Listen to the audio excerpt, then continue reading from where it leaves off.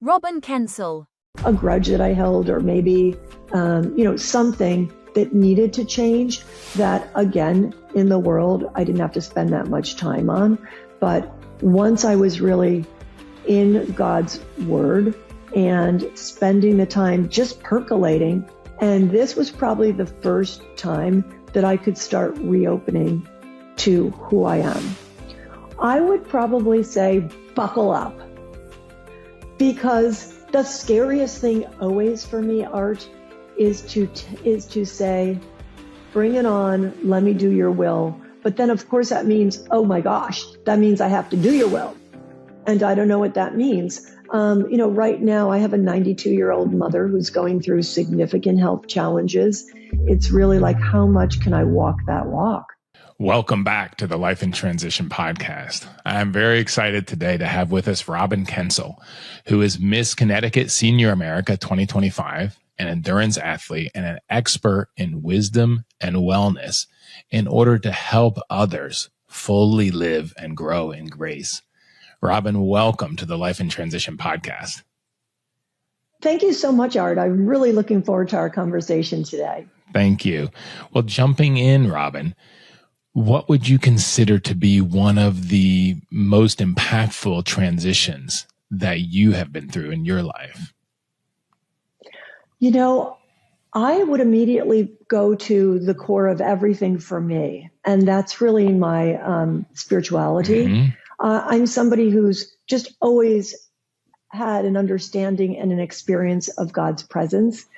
But along the way, and really in my 50s, I was lucky enough to start working with a priest, because I happen to follow the Catholic faith, and go through what's called spiritual exercises, which are 10 months. If you can't go away for 3 months in solitude, it's 10 months while you're living in the world where you're really digging deep into getting to know God on a very personal level. And that really started a whole new path for me, and also deepened my understanding of God and my very personal sort of relationship with him. So 2 things that come up for me right away on there. If you could, I'm really curious, like, what was the process like? So you had this 10 months of deepening your relationship with God. What was the process like? And then what shifted? What was the transformation in your relationship with God at that point? Yeah. So just a second on the Jesuits, which they are a little group within the Catholic Church. The Jesuit priests are all about social justice, and you would know of them most likely from their work in education. So they are Georgetown University, where I went, Fordham, Fairfield, a couple of the Loyolas. And so that's just who they are. And St. Ignatian was a soldier turned mystic. And one of his cornerstones is seeing God in all things. When he went through his transformation, he walked from Spain through Italy, asking people about their prayer practices and how they found God. And what came out of that were these exercises, and they're broken up into 4 weeks, and they follow Jesus's life. So you spend an entire week, on the birth of Jesus, and you're looking at themes within there. So you meet with your director once a day, and then you're spending that entire week on small passages and just quiet reflection where, honestly, you're not thinking. This isn't Bible study. This isn't therapy. This is just what I think of as simmering in a pot with the Lord. Or, when you're hanging out like a whole weekend with friends or family, and nothing really happens, but so much is happening. Right. It's like that. Right. Yeah. And you can't point to a moment, but you go through his birth, his teaching years, the passion on the cross, the resurrection. And in diving so deeply and specifically into these passages, and then taking the time, because you really do have to, even if you're living and working in the world, you have to take the time to spend, 3 times a day, an hour, I don't want to say meditating, but again, just resting in the Lord, just showing up. So just waiting on God, or just leaving your mind open to hear God. And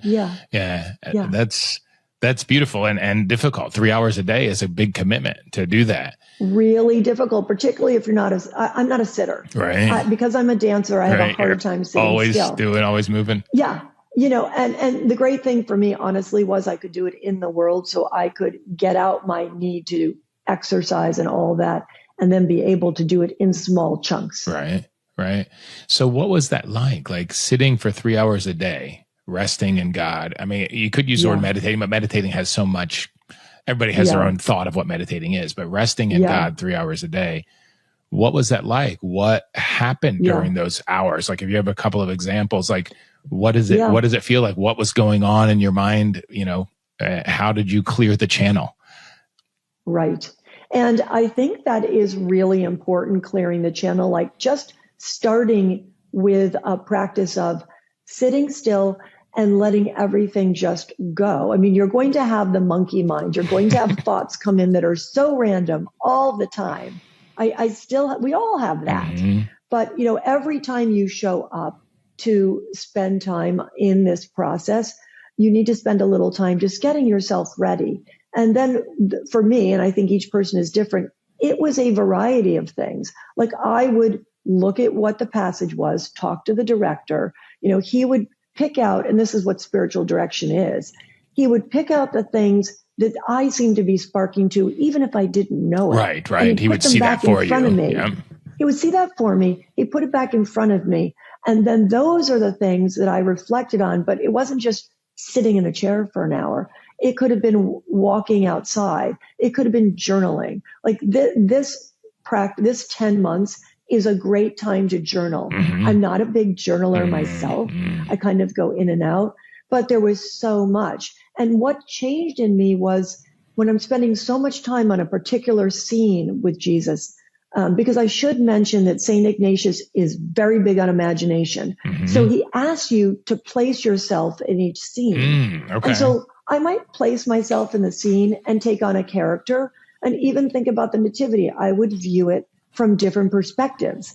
I might see it through the eyes of Mary. I might see it through an animal. I might see it through a wise man. Mm-hmm. So all of a sudden, I'm getting a much better understanding of who Jesus is and how, and by the way, the Holy Spirit's there the whole time. So, for sure. And you're spending these 3 hours reflecting on that particular passage for whatever he's assigned you for that day.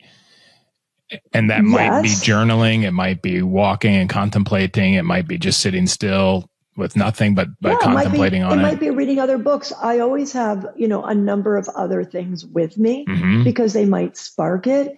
And you would start with that, but it's not that you would stay on that necessarily. Okay.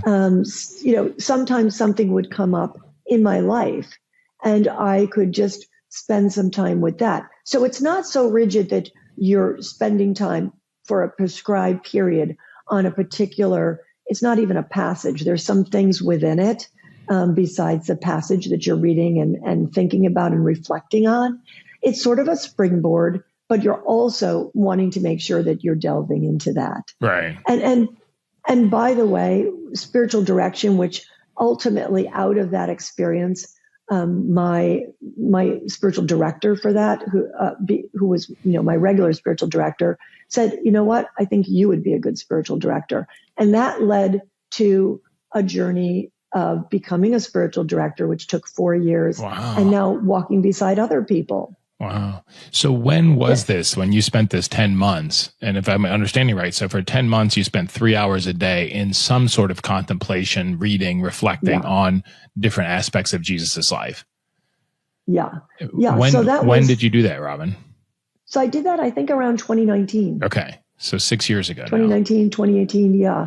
And then I took some time to reflect and try to understand if being a spiritual director was something that was in sync with how I made and what that might be God's will for me. Mm-hmm. And then I entered into the program. Okay, cool. What was, besides being spiritual director, and maybe that was a big part of it, but what are some of the takeaways? What are some of the learnings that you had from that 10 months of 3 hours a day of contemplation and reflection? Well, some are practical. And then some are, sort of changing my heart. Sure. But Art, I would say the practical are, I have to do the work and just show up.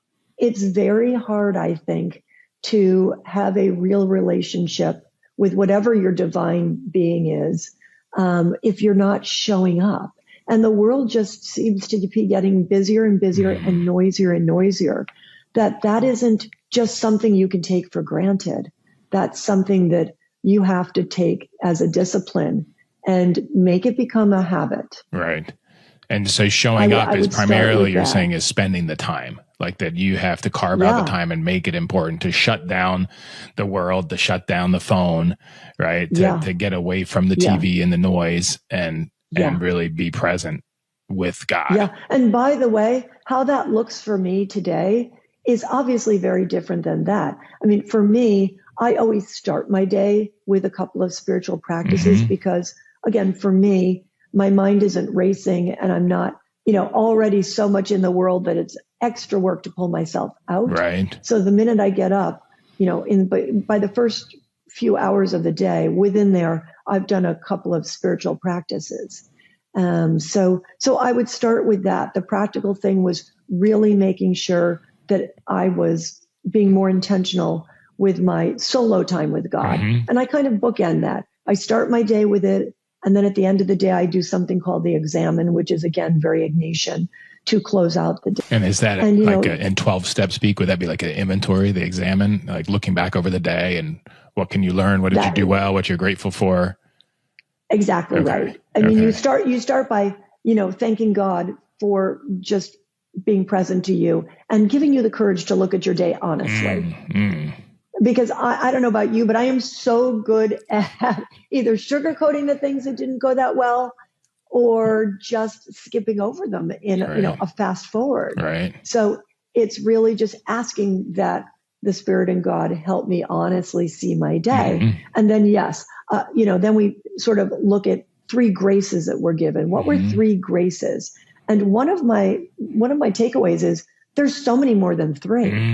I mean, it's great. The more you do the practice, the more you see how many ways there's such goodness in life, and there's just so many wonderful things. But then, of course, I got to go back and look at interactions because for me, I mean, 90% is interactions and relationships. Absolutely. And where was I maybe a little bit too racy because I was getting to the next thing, or didn't perhaps give that person full attention, or was a bit impatient. The list goes on and on. Yeah. And then, apologizing in my mind, but then if necessary, it reminds me the next day, I got to make a phone call or I got to send a text and just check in or make an apology. Right. So, I love that. I love the graces part. And I had a sponsor in 12-step talk to me about that a while back, but I've forgotten about that. So I do one glitch, 4 goods, 5 gratitudes as my daily, that's great. daily review. But I like the graces part because it's a little bit different than a gratitude because it's recognizing where it came from. Yes. And I really like that. So I may add another G into my daily inventory. I think that's really good. So that you said that was practical. And then you said there was also some heart parts of learning. What were the heart parts of learning that you took away? I will say, Art, that this is very much how I'm finding just as life goes on, how this is working. And I will liken it to, my world is dance, where I'm learning choreography and I can't do something day 1, day 2, day 3, day 4. And then all of a sudden one day I'm doing the thing I couldn't do. And that's what happened when I took this 10 months. So my heart changed. There were, things, I mean, we all have things, things like maybe a grudge that I held, or maybe, something that needed to change that, again, in the world, I didn't have to spend that much time on. But once I was really in God's word and spending the time just percolating, those things would come up. And I would have the time to really, hold it up and turn it around to its different sides. And because there was no other pressures and no race and no timeline, I really could let it be and talk to my spiritual director about it, which, because every day you're meeting. So that was really helpful too. And again, he's not giving therapy, but he's just helping me look at it a different way, or asking the questions, the evocative questions that would turn my heart. Right. So I would say, The real change was just some things within my heart. And if you ask me, articulate those, I would say probably a softening. There's some things in our family background. We all have things I for that sure were do. very, that were overwhelming, took me to my knees. There were many graces in it, but to get through it, I had to close off a bit of myself. Right. And this was probably the first time that I could start reopening to who I am. Oh, beautiful. Yeah, I love that saying that, the broken heart is where the light can come in. Right. Yeah. And, so it's through that process, but we also have to allow the light to come in and not keep it closed. And, I just want to talk about that for a second, because yes, the most light comes in when things are broken, because we're just throwing ourselves at the foot of whatever. But I think my other takeaway is the light, it doesn't have to be 100% broken. Right. There could be a small crack. Right. Exactly. You could just move the curtains back. Right. Yeah. Right. Yeah.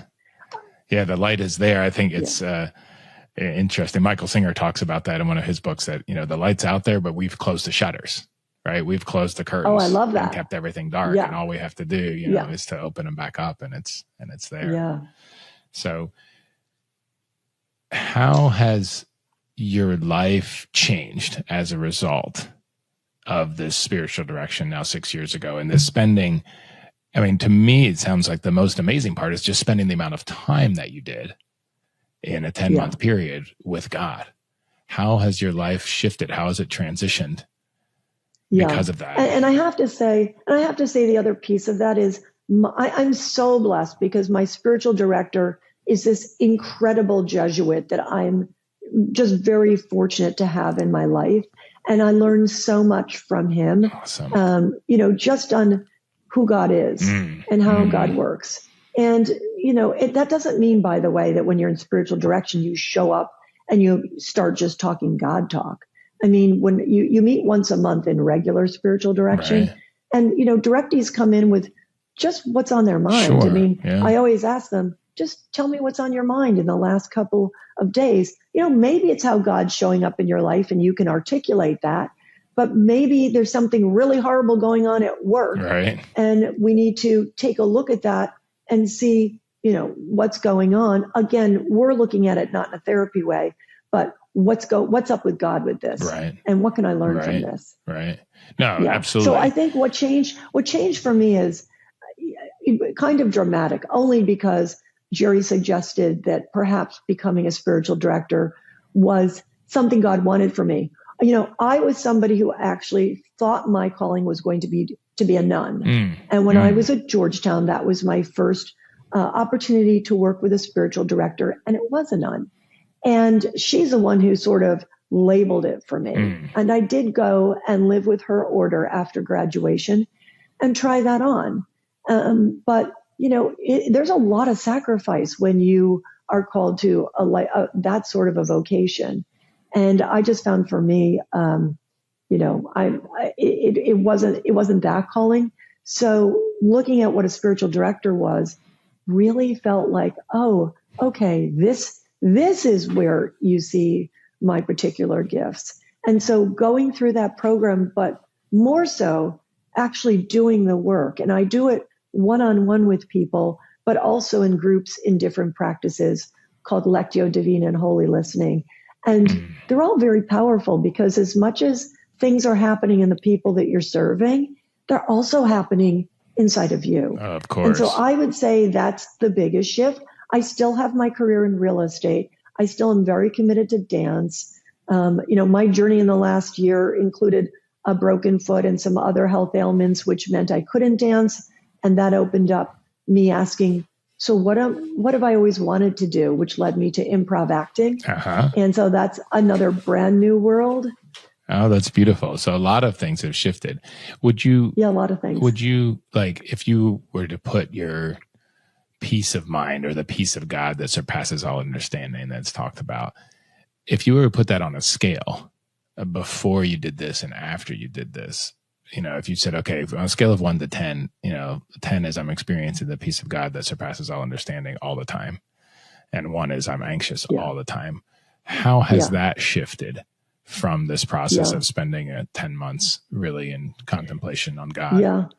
Yeah. Here's what I would say for me is I think it's a lot like my regular relationships. They ebb and flow, right? Sometimes you feel very close to somebody, a spouse, a child, a friend, and then you fall out of touch a little bit, and then you come back, or an event happens in your life that you're either turning to God or mad at God. So I would say before, I don't know that I want to put a number, but because God's always been a constant in my life. Right. But what I would say is, if the song was singing gently in my life, now it's a way more insistent song. If it was a solo violin, now it's heading more towards, a full orchestra. Right. But that doesn't mean that my life is Pollyanna and everything is great and I'm in sync with God every moment of the day. Goodness, no. Right. But I do try to, throughout the day, be conscious of him and turn to him. Yeah, no, that makes sense. One other thing you said early on that I'm curious about, you said that Jesuits, that see, or at least Ignatius, that see God in everything. Yeah. And I was wondering if you could expand on that. Like, what does that mean? I have my thoughts on it, but I'm curious from your thoughts. What does that mean to see God in everything? Well, let's take the easiest and then let's take the hardest. Okay. So, you could take nature, and I think it would be very hard not to see whatever your understanding of God is, because just the math of it, the science of it, the beauty of it, the way it lifts you, that's indescribable. Yeah. I'm not somebody who likes the word happy. I'm much more about joy.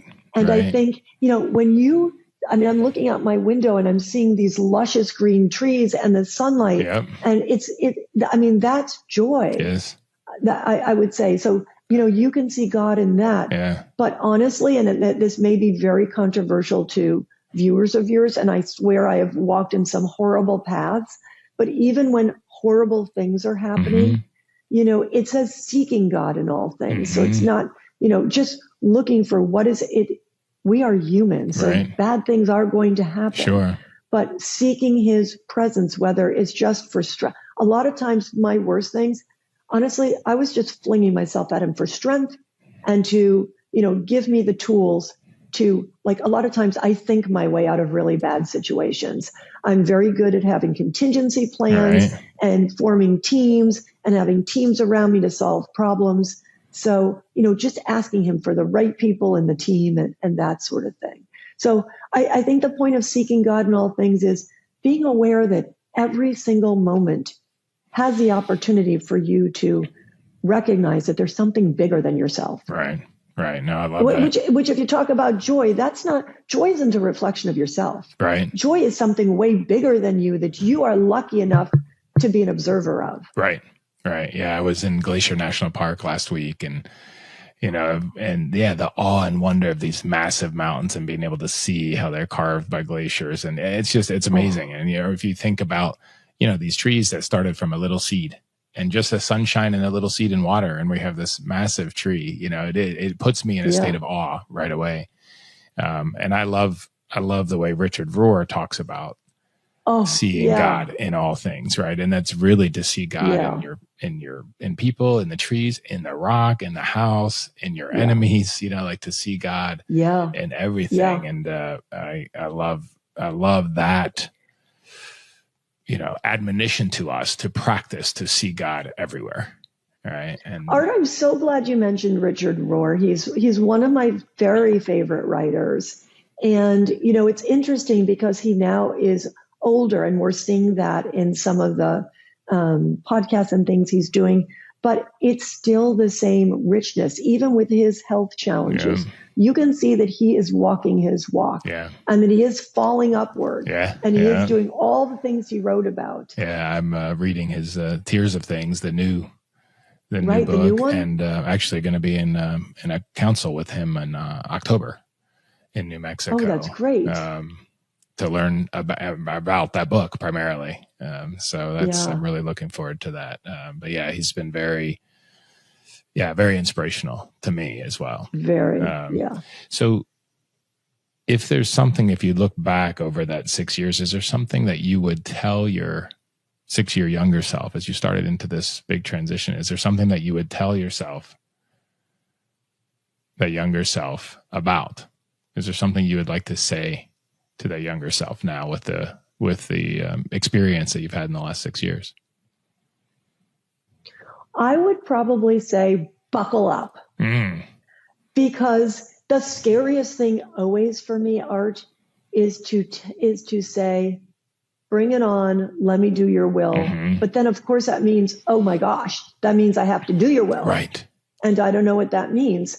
Right now I have a 92-year-old mother who's going through significant health challenges. And all of us who have aging parents know all the challenges between, just the ways they're changing emotionally, beyond physically. And it's really like, how much can I walk that walk? So when you say to do your will and to buckle up, which I love that, and how do you know, like, yes, one thing is to pray, thy will, not my will, but then to take the action, right? But how do you know when it's God's will? How do you know when the channel is clear? Yeah. And that is, wow. I mean, Jerry and I talk about that a lot. I don't believe that God has, one specific thing for you to do. Like sometimes you decide you have a big discernment in front of you. And you're asking, okay, which is your will? Right. And maybe there's something very clear about one of them. But I think for me, God's will is always, what am I going to do that's going to reflect your glory? And that's not always so evident. So if you have two interesting choices of something before you, I like to do, what Ignatian does and go into imagining myself in each of those situations for a while and seeing how it feels and seeing what it looks like. Because I believe that his will is going to be a combination of using the talents he gave me, using the skills he gave me, having something I'm passionate about. Having the desire he put in you as well. And being of service to Absolutely, others. Yeah. So I can't imagine something, where you've got that whole bucket of things that wouldn't be his will. Right. As long as it's in sync with his principles, right. which are pretty obvious. Right. In terms of let's make sure that's wrapped in kindness. Right. Right. And that's the part I was going to say too, is that there's all the very small ways on the day-to-day interactions. You talked about relationships and interactions. Like we have interactions, whether it's at the airport or, and how are we showing up? Are we reflecting his glory and his grace? Right. Little things I think about. I was in the airport standing in a line flying on a nonstop flight to get back here, but it's one of the airlines I have no status on. So I was standing in this long line to check a bag. And there was a guy behind me that was quite stressed and anxious. Oh, is this line? Blah, blah, blah. And I said, yeah, but it's only to check bags. And he's like, but I need my boarding pass. And I was like, well, you can get him and his whole family. I said, we can get your boarding pass on your phone. He's like, really? Yeah. I'm like, yeah. So I just took a minute. I'm standing in line anyway and took a minute. And he's like, well, do you think this bag will fit? I said, well, there's a thing you can check right there and see. You don't have to check it, And he's like, wow, 5 minutes later, he's not waiting in line anymore and moved on. And when I'm reviewing my day at the end of the day, when I talk about the goods that I feel like I did, that was something that it had nothing to do with anything in life except everything in life, which is how am I showing up for the people around me and interacting with the people that are right next to me right now? And am I doing that? Is such a great story, Art. It was interesting to reflect on that at the end of the day. And he was even someone that I could have been, he was all stressed and it's just really the line. And I could have been, pissy toward, But it's so those things. Making me think, what you're making me think of? When you think about that interaction, you had to be available to him. Like, yes, you had to take the time, but you yourself had to be available. And when you talk about how does God work in your life, and I say, like, you can't even tell over time, like that would be an example where I was always doing a lot of things very fast. And I think God teaching me to slow down, so that you could be available like you were available is a gift. And you wouldn't really think about it as a gift, but yes, because it's bigger than yourself. You had nothing to get. You didn't gain anything by that. No, except everything, because that's the kind of person that I want to be. Right. And when I can hold myself in that light, it's so much better. It's interesting. That was Saturday. Today is Monday. And earlier that day, I'd been hiking up the M in Bozeman, Montana, when I was flying out of Bozeman. Yeah. And at the top, I said hello to this lady, and then she was like, and we had this great conversation. And it was interesting when I was doing my morning check-in, my practice first thing in the morning. Part of it is I do a 4 parts check-in, so the spiritual, mental, emotional, physical check-in each morning. And one of the check-ins was, it's like, okay, emotionally, I feel like I need a hug today. So I said, I'll get a hug from my niece and nephew when I'm going to the airport, because they're dropping me off at the airport, because I hadn't seen my family in a while out west. And so I met this woman, and we were talking to her, and she's a family therapist and counselor. We had a really great conversation, and we were talking about, family and kids and adoption, like a lot of stuff in just 5 minutes. And I was even a little bit pushed for time, or I thought I was, because I need to get back to get to the airport. Right. And after a little ways into the conversation, she's like, wow, you're just such a good human being. Can I give you a hug? I love that, Art. Thank you. And I told her, I said, this is God. And she goes, yeah. I told her about this check-in I'd done in the morning. She goes, well, the universe is providing for you, Art, Yeah. But it's great. Just when we give ourselves time, when we can be present with people in these interactions, as crazy as my life can feel with sort of the big things going on, if I remember to be human in those human interactions, it really makes a big difference. All right. Yeah. Makes a big difference. That's really great. How has this, speaking of interactions and our transitions, how has this transition that you've been through affected your key relationships? Like, what do you notice difference in your relationships with people since having gone through this year or 10 months of spiritual contemplation? Well, here's what I would say. In terms of like my own immediate family, I did not come back from this and just lay it out all on them. I love what Jerry says, speak the Bible, but don't necessarily say the word. Mm-hmm. It's that whole thing about your actions. Absolutely. And, and they're in different places. So I really respect that. Absolutely. So it wasn't like I came back and said, here's what I learned and here's who I am now, because it wasn't even, I don't even know if I could write down the things, to be honest, on how my heart is turned. Absolutely. But what I would say is how it's affected all of my relationships in work. And look, I'm in a client service business and I'm in, luxury real estate, which is a wild and woolly world. And as I tell my team, you have to let so much, you got to be like a duck. You got to let so much just run off your back. And you just have to be, the calm person and the voice of reason. Right. And I think it really helped because I could bring both the skills of just having the experience of what I'd just been through, but also all the things that now were much more illuminated for me in terms of how Jesus, what he wanted for us and the message he gave, and really taking it more to heart. That if I had a pretty good amount of patience for clients before, I find now I have a lot more. Like yesterday, I had 2 sets of clients, 6 kids from 14 to 3 months between them. It was really crazy. There was a number of things that, were not according to the playbook at all. Right. But, I think I'm just I'm a very different person. It's all okay. Right. And let me just make it okay for you. Right. And let me see how I can be helpful, for the baby that needs to be held and the child that needs to see that room that she wants to make a dance studio and whatever. So I think it's being more available for the wife. Okay. And that affects then all of your relationships, whether it's your husband, your kids, your clients. Yeah. My dance partner. Right. Yeah. Right. To all of your relationships, you have a lot more acceptance of what is and a lot more compassion and sort of understanding, a lot less judgment. Yeah. Yeah. But that's something that, we all can benefit from. Right. That's the whole message, right? Yeah. Love God, love yourself, and then love somebody else as you love yourself.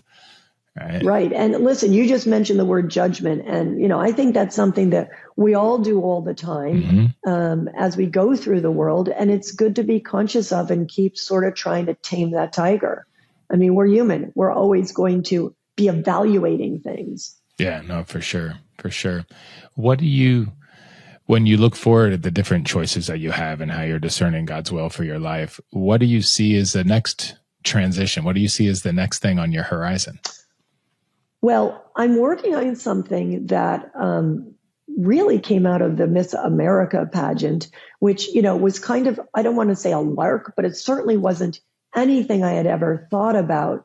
I mean, yes, when I was undergrad, I was recruited to be in one of the preliminary pageants. So I just kind of did that as a lark.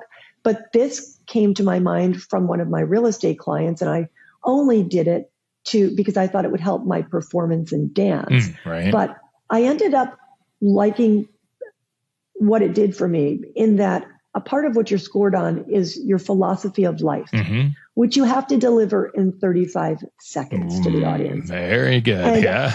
and I very don't know tough. you well, but yeah. I bet you would be tortured like me. That would be very difficult for 35 seconds. Yes. And it made me start being curious as to what are other people's philosophies of life. So I'm working on, a project. Who knows where it will go? I'm just sort of seeing if it's something that should go somewhere. And what I like is you could take part in something and you never know where it will lead. That's right. But again, as I get older, I think as many of us get older, you're always looking for, what do I want to leave behind? What's that legacy about? And it'll be falling more into that camp. Okay, cool. Yeah, I think transitions they're always ongoing, right? And we always have something that we're coming from and going to, and sometimes we spend a lot of time in the messy middle with the liminal space, which is also okay. Now, if you could give one tool to our listeners, if somebody is really stressed in the liminal space in the middle of transition right now, in the middle of the river, or I often say the glop inside the chrysalis between caterpillar and butterfly. What would the tool, if there's something that they could hit pause on right now and they could take action on, hit pause on the podcast and take action on and come back, what would that tool be? What would you recommend? So if you're describing someone who's so amped up in this decision or in this river that's got churning water, I would actually say if you're really in that situation, I think it would be very helpful to have somebody alongside of you to be pulling it apart and seeing what is causing the real stressors and where can you start. Because when you're in the middle of the river and you're just fighting to stay floating with some air, I think it would be very difficult on your own to do some of the things we've been talking about. So, if you're in that particular place, listen, I had somebody who just passed, I'm so sad, who walked beside me literally for all the years that I was raising children, because, none of us have a playbook. And I heard her speak at a school about raising responsible and resilient kids. And she ended up being the person I would go to sometimes weekly, sometimes every other week, with my yellow pad with here's what happened. And, it was always bigger than just the kids. Right. It always translated into things that would be useful for life. So I'm a big proponent that when you need it, to find somebody who's skilled in and good at what you are dealing with. So that's one thing. But, if you're somebody that you don't need to necessarily go to a therapist or a life coach to help figure it out, and you're like, no, I just know that I'm retired. And this is, to be honest, my directees are almost all exclusively women who are approaching retirement. And this is a lot of the conversations. And, they all approach it differently and we talk about it differently. But I like writing down the old, what am I good at? And what am I passionate about? And, what are my values? And then some of the practical things. How does money fit into this? So I think having a process, and you can do it alone if you're very organized and you kind of know those questions to ask. But if not, luckily we do have all these new, people and even online tests that are helpful. All right. Oh, wonderful. And if people want but let me add one more thing. Yeah. Let me add one more thing. I think most important, I should have said, is having the right mindset. Some people, look at the next change and they're very scared of it and they go in looking at it very scared. But I think if you can say that, let me look at this as an adventure. Let me put on my positive mindset. That's going to color, because you can't change many things, but you could change on how you look at things. So how would you recommend? Yes, you can change. How would people change it? Because I think that's one thing I struggle a lot with, and I know a lot of people do, is fear. And the Bible tells us a million times, "Fear not," right? But for me, it's very present. And it is for a lot of people. How will you change that mindset from saying, "Okay, what could go wrong or what might go wrong," to what could go right? How would you recommend to do that? I really like James Clear and his Atomic Habits, and I'm a big believer in micro steps of habits. So I believe like a mindset is you get yourself into the habit of positivity, but that doesn't happen overnight like you're talking about. We all could think of people who just, their response to things are a little bit more negative. So I would say to start that, take micro steps. Think about, what am I being so negative about and why? And change that one little reaction. And then if you really want to do it, because I think that's a hard thing, when you get yourself in a certain attitude as your regular attitude, that's going to be a major shift. Right. And if you could do it on your own, you're going to have to go about it, I think, with micro steps. Right. So to have one thing that you're feeling negative about and then switch, like practice on that one thing. Say, hey, what could be good about this? And change the question to what could be good about it instead of what could be bad about it, and to focus on that. You don't want to be failing. I mean, failure is fine, but when you're trying to change something like a mindset, if you start too big, it's going to be too overwhelming, and you're not going to be able to sustain it because you're going to be busy operating in the world. But if you're starting super small, then I think you've got a better shot. Nice. And Robin, where can people find out more about you? Where can they connect with you? So I've got a website, which will be changed, but I think easy to find me at robinkencel.com. Or honestly, Art, they could email me at rkencel@icloud.com. And, I know you've got a nice LinkedIn profile too that I've seen, so they can find you on LinkedIn as well. Thank you. So, no, very good, Robin. Good thought. I really appreciate it. It's really exciting and inspiring to me to see somebody who's taken this walk with God really seriously. I have done that as well in the last 5-6 years. And then to see how you're applying it in your life and using it in the daily life and seeing God in everything, and especially in your human interactions. It's really beautiful. And I think it's something that we all can use, especially when we're in transition, because in transition, the water is turbulent. And then how we interact with people when we are stressed often is not our best. And that's, to remember to treat everybody with compassion and love and kindness, even in those situations, is a great reminder. So thank you so much for being with us on the podcast today and for the amazing journey that you are on and the inspiration that you are. Thank you, Robin. Really enjoyed talking with you. God bless. Thank you. Thank you.